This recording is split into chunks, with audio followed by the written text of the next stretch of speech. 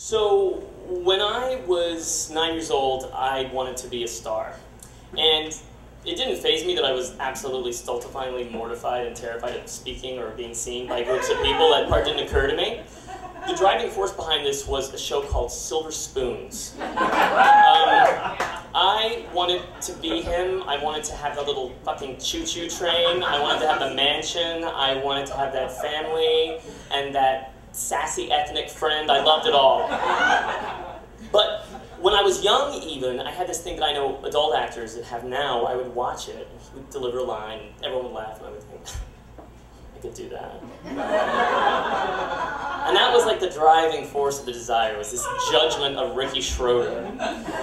But soon, I would actually really find my youth acting hero, and that's an actor by the name of Mackenzie Astin. Some of you know. Now, I don't know if you remember this strange phase that Facts of Life went through, and for years and years it was like an old country house, and girls lived there, and then they graduated, and for no fucking reason, Mrs. Garrett was gone, and they were in some weird 80s neon-lit candy store with Cloris Leachman as their house mom. It was like a Spencer Gifts without a porn section. When this phase of the show happened is when like George Clooney became like the across the street neighbor who would flirt with them, and Mackenzie Astin was this like orphan kid that moved in, and I thought, that's a young Dustin Hoffman right there, and I loved him, and I told my mom, I was like, Mom, you know, I think I can do this. I really want to be an actor.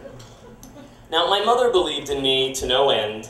And my mom was a single mom since I was 2, and I think a lot of the desire to act came from actually like performing for my mom, like making my mom happy, because we had each other. And one thing that I really liked to do, she had all these disparate and very fucking weird jobs in malls. She worked in arcades and children's clothing stores, but my favorite job she had was at Mother Care Maternity. And I think a lot of my acting chops I got from playing with the different trimester pillows in the dressing room. And then I would come out of the dressing room and I would try to be different sort of overweight, weird guys flirting with her. Paging Dr. Freud, that's really fucked up. And then the sort of pinnacle of my mom hates this story and I love it. One Halloween, she got me this, you know, one of the full around head latex masks? She got me a Freddy Krueger one. So I was getting ready in my room and she had her little Chevette and she was like, I'm gonna be waiting, you know, you're running late to the party, I gotta get you there. So I went in the room, but what she didn't know is that when I came out, I put on one of her dresses, I applied a full face of makeup to the Freddy Krueger mask, I put on a bonnet and had a basket full of Twinkies splattered with ketchup that I called ladyfingers. And I was Frederica Krueger! It was literally a 5-minute drive, and I made her laugh so hard. People say, like, I'm gonna pee my pants. My mother pissed in the driver's seat of the Chevette. She had to pull her little 2-door Chevette over the side of the road, screaming at me in her own urine. And I was like, I wanna be an actor. That's what I thought. So I told my mom I wanted to be an actor, and she was like, we're gonna put you in a class. So. I don't know if any of you have ever heard of this, but she got me enrolled at a really high caliber place called the John Casablanca School of Modeling and Acting. That's like the little extra part. Now, the one that I was going to get to go to was the nice one, not the crappy one between the TCBY, but the nice one in a strip mall between a jiu-jitsu studio and an H&R Block. So I really felt like it was acting classes you could trust. My mom went to get me in a child class, and she had a very limited schedule because of all the jobs she had, and the only class they could get me in was an adult class. And I don't know who she paid or how much more it cost, but she got me in an adult acting class at John Casablanca's in this little fucking strip mall.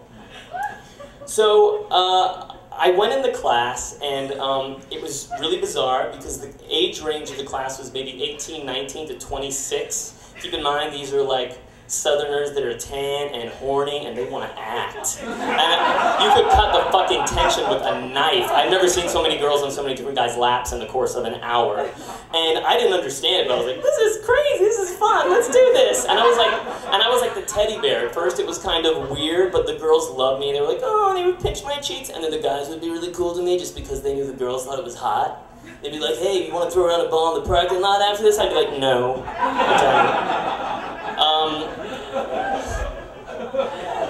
So the teacher of the class was this woman named Miss Allen. Miss Allen was kind of like, she was very uppity in acting class in all these stereotypical ways, but she was definitely Southern. She was kind of like Stella Adler mixed with Flo, the waitress from Alice. And she talked a lot like that cooking lady. Someone help me.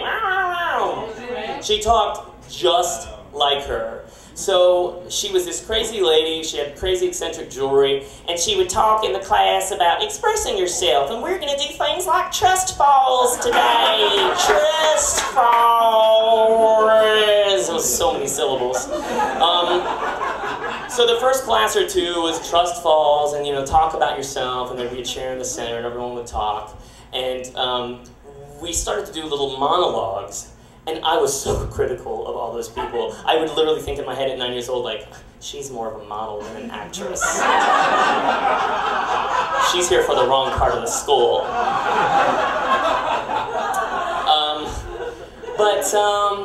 But the class was fun, and as it went on, the only thing, I was really bored with all the actors, but I loved Miss Allen. She was insane. She had fire red hair, much like Miss Garrett, actually. She had fire red hair, and she wore crazy jewelry. She was one of those people that would wear a necklace of, like, amber with ants frozen in time in them. Do you know those things? And then, like, chili pepper earrings. She was one of those. And she was always talking about us, about our expressing ourselves and trust falls, and do you trust each other in this class? And I could watch her forever. I was always watching her watch the actors. I didn't even give a shit. So as time went on, I would do my little, I was getting excited to do a scene because they weren't asking me, and I was kind of like, okay, that's cool. And the time came for people to start doing paired scenes, and there were 3 groups. And one weekend, this class was every Saturday and Sunday, was this first sort of grouping of pairs.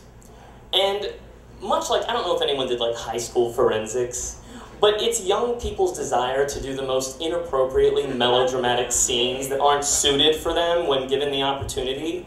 So it was really weird watching like 2 22-year-old girls like do Night Mother. Like a girl in like a Thermocolor shirt and acid wash jeans playing the Anne Bancroft character, screaming, "Jesse, no, don't kill yourself!" It was just like, it was wrong.